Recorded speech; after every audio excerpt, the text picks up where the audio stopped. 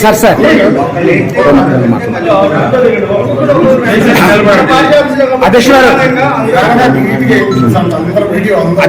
అధ్యక్ష గారు ఫస్ట్ మీరు మాట్లాడండి సార్.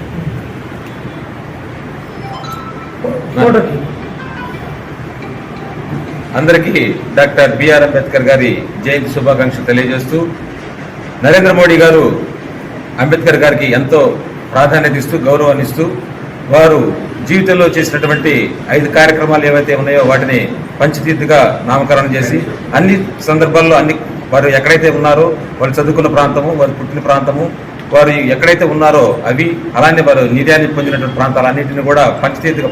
అందరికీ నమస్కారం. డాక్టర్ బిఆర్ అంబేద్కర్ అతి పేద కుటుంబంలో జన్మించినప్పటి నుంచి కూడా ఆయన ఒక అంటరానితనం అనేది సబ్జెక్ట్ జరిగింది. బిఆర్ అంబేద్కర్ గారు చదువుకునే టైంలో కూడా ఎన్నో అవమానాలను భరించడం జరిగింది. అలాంటి అవమానాలను భరిస్తూ ధనిక వర్గాలు ఆ రోజుల్లో మంచినీళ్లు కూడా తన దోశలో పోస్తే ఆ నీళ్లు తాగినటువంటి వ్యక్తి డాక్టర్ బిఆర్ అంబేద్కర్ గారు. అంటరానితనం, అస్పృశ్యత, ఎన్నో అవమానాలు భరాయిస్తూ అంచెలంచెలుగా ఎదుగుతూ డాక్టర్ బిఆర్ అంబేద్కర్ గారు ఏ రోజైనా ఈ యొక్క సిస్టమ్ మారాలి, కుల మతాలకు అతీతంగా మన భారతదేశంలో రాజ్యాంగం ఉండాలి అనే విధానంగా న్యాయశాస్త్ర కోవిదుడు, రాజకీయవేత్త, ఎన్నో పెద్ద పెద్ద చదువుల్లో లండన్లో కూడా చదివిన తర్వాత భారతదేశానికి వచ్చి కాంగ్రెస్ ప్రభుత్వంలో కూడా కొద్దిగా కొనసాగి అక్కడ ఎమ్మడలేక కాంగ్రెస్ వారు పెట్టేటటువంటి అవమానాలను భరించలేక తర్వాత అతను కాంగ్రెస్ పార్టీ కూడా రాజీనామా చేయడం కూడా జరిగింది. ఆనాటి నుంచి ఆ తర్వాత భారతీయ జనతా పార్టీ నరేంద్ర మోడీ గారి సారథ్యంలో డాక్టర్ బిఆర్ అంబేద్కర్ గారికి ఎన్నో ఈ దేశంలోనే కాకుండా ప్రపంచ దేశాల్లో కూడా ఆయన యొక్క స్థాయిని ప్రపంచ స్థాయికి ఎదిగే విధంగా కూడా తయారు చేయటం జరిగింది. ఈనాడు మనకు పంచతీర్థ అనే కార్యక్రమం ద్వారా ఈనాడు భారతీయ జనతా పార్టీ ప్రతి ఒక్క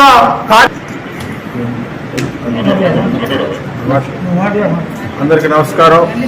ఈరోజు డాక్టర్ బాబాసాహెబ్ అంబేద్కర్ గారి జయంతిని మనం పార్టీ ఆఫీసులో జరుపుకోవడం చాలా ఆనందనీయమైన అంశం.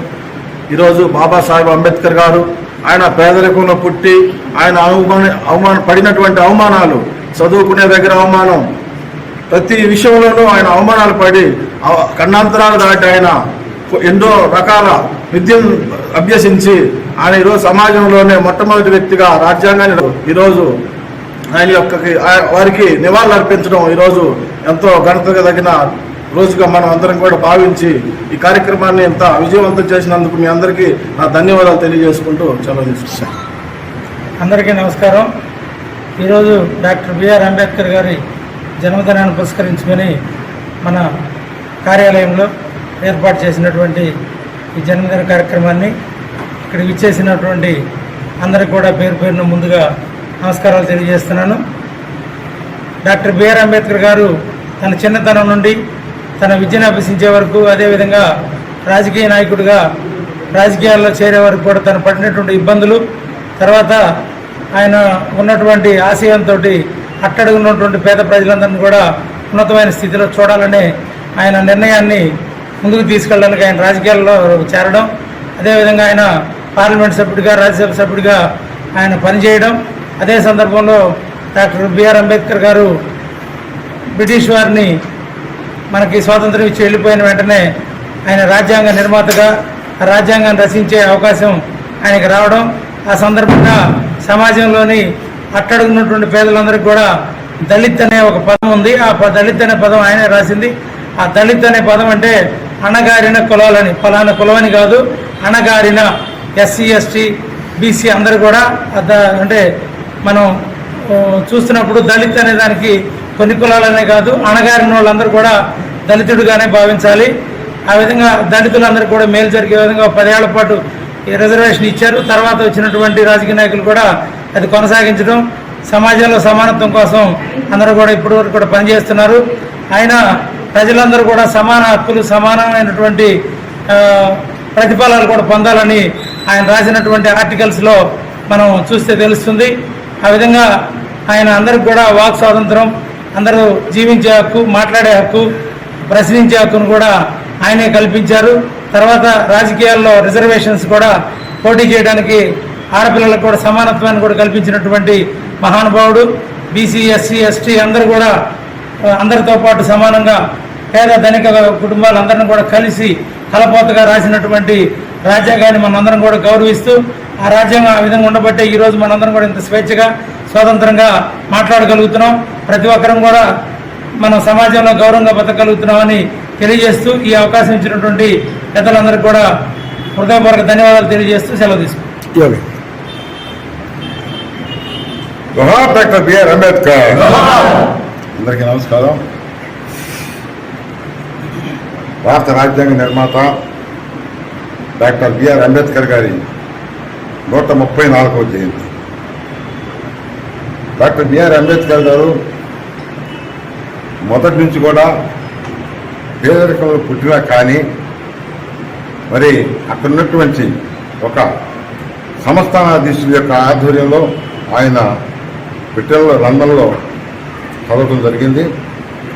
ప్రధానంగా డాక్టర్ బిఆర్ అంబేద్కర్ గారు ఒక రాజకీయవేత్త, అదేవిధంగా ఆర్థిక శాస్త్రవేత్త, అదేవిధంగా మేధావి. ఆయన ఈ రాజకీయాల్లోకి వచ్చిన తర్వాత 1946లో మొట్టమొదటిసారిగా ఆయన ఒక రాజకీయ పార్టీని పెట్టి పోటీ చేశాడు. ఆయన చేసిన పార్టీ, ఆయన మొత్తం 14 జనరల్ స్థానాల్లో 4 స్థానాల్లో పోటీ చేస్తే 14లో ఆయన 11 సీట్లు గెలుచుకున్నాడు. దాని తర్వాత రిజర్వ్ స్థానాల్లో 3 సీట్లు గెలుచుకున్నాడు. అది చూసినప్పటి దగ్గర నుంచి కూడా నెహ్రూ గారికి ఆయన మీద కనుబడింది. ఏ విధంగా అయినా సరే భవిష్యత్తులో నా రాజకీయానికి ఈయన అడ్డొస్తాడనేటువంటి ఒక లక్ష్యంతో ఆయన అణగదొక్కాలని చెప్పి ఆయనకి ఎలాంటి పదవులు రాకుండా ఆయన్ని బాంబేలో ఓడించాడు.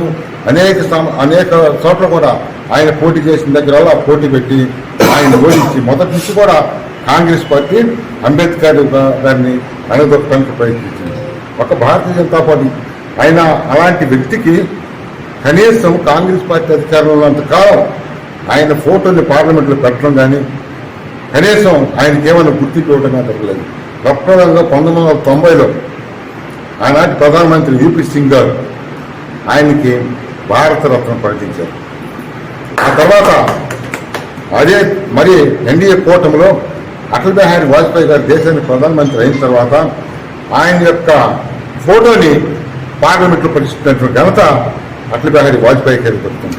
ఆ విధంగా ఈ రోజున నరేంద్ర మోడీ గారు వచ్చిన తర్వాత అసలు ఆయన ఎప్పుడు కూడా హిందూ మహాసభ అనేటువంటి పార్టీ ఎప్పుడు కూడా ఆయన్ని కాసుకొని ఉంటుంది.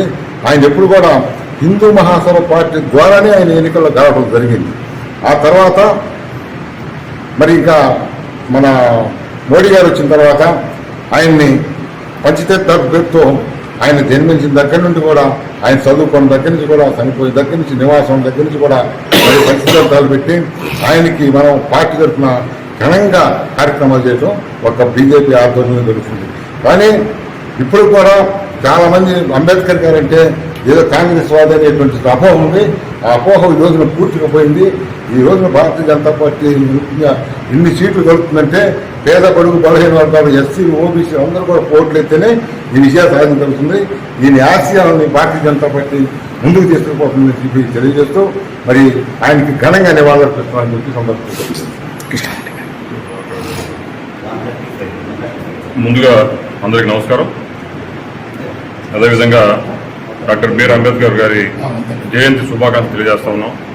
మనందరికీ తెలుసు, ఆయన 1891లో ఏప్రిల్ 14న జన్మించారు. ఆయన దాదాపుగా లండన్లో ఆయన న్యాయవాది వృత్తి చేసి భారతదేశం వచ్చిన తర్వాత మనోళ్ళు చెప్పిన విధంగా అనేక అవమానాలకు ఆయన గురి కావడం జరిగింది. అలాగా మొట్టమొదటి స్వతంత్ర భారతదేశంలో మొట్టమొదటి ప్రభుత్వంలో న్యాయశాఖ మంత్రిగా వారు కొనసాగారు. తర్వాత కొన్ని కారణాల వల్ల వారు బయటికి రావడం జరిగింది. ఈరోజు మనం చూస్తా ఉన్నాం వారి యొక్క జయంతిని పురస్కరించుకొని నరేంద్ర మోడీ గారు దేశవ్యాప్తంగా కూడా అన్ని చోట్ల ముందు రోజు అంటే 13వ తారీఖునే వారి యొక్క విగ్రహాలను శుభ్రం చేయడం, 14వ తారీఖున నివాళులు అర్పించడం, అదేవిధంగా 20వ తారీఖు లోపున వారికి ఒక మంచి సెమినార్ ఏర్పాటు చేసి అందరికీ కూడా వారు చేసినటువంటి మంచి కార్యక్రమాలు, రాజ్యాంగం గురించి, మనం భారతీయ జనతా పార్టీ అధికారంలోకి వచ్చిన తర్వాత ఏ విధంగా వారిని మనం గౌరవించాం, కాంగ్రెస్ పార్టీ ఏ విధంగా వారిని అవమానించింది అన్న దాని మీద కూడా సెమినార్ చేయిస్తా ఉన్నారు. ఎందుకంటే భారతీయ జనతా పార్టీ అధికారంలోకి వచ్చిన తర్వాత నరేంద్ర మోడీ గారు ప్రధానమంత్రి అయిన తర్వాత ఆయన పార్లమెంట్ చెప్పడం జరిగింది, అంబేద్కర్ లేకపోతే నేను ఎక్కడ అని. ఎందుకంటే రాజ్యాంగం వారు కల్పించేటువంటి హక్కు అది. ఒక బీసీ అయ్యండి, అదే గతంలో ఎలా ఉండేదంటే అగ్రవర్ణాలకో లేదంటే బాగా ఉన్న అంటే ఎక్కువ డబ్బు ఉన్న వాళ్ళకో ప్రధానమంత్రులు అయ్యేవాళ్ళు, లేదంటే ఇంకెలా ఉండేది కాంగ్రెస్ ప్రభుత్వం ఉంటే వారసత్వ రాజకీయాలు ఉండేవి. అది రాజ్యాంగం కల్పించింది కాబట్టి నరేంద్ర మోడీ గారు ప్రధానమంత్రి అయ్యారు. కాబట్టి ఆయన ఉన్నాడు అంబేద్కర్ లేకపోతే నేను ఎక్కడ అని. కాబట్టి వారి యొక్క ఆశయాలను మనం పుణికిపుచ్చుకొని వారి యొక్క అడుగుజాడల్లో ముందుకెళ్ళి రాబోయే తరానికి కూడా వారు చేసినటువంటి సేవల్ని గుర్తించి వారి భావాల్ని మనందరం కూడా పంచుకొని ముందుకెళ్లాలని చెప్పేసి కోరుకుంటూ సెలవు తీసుకుంటాం.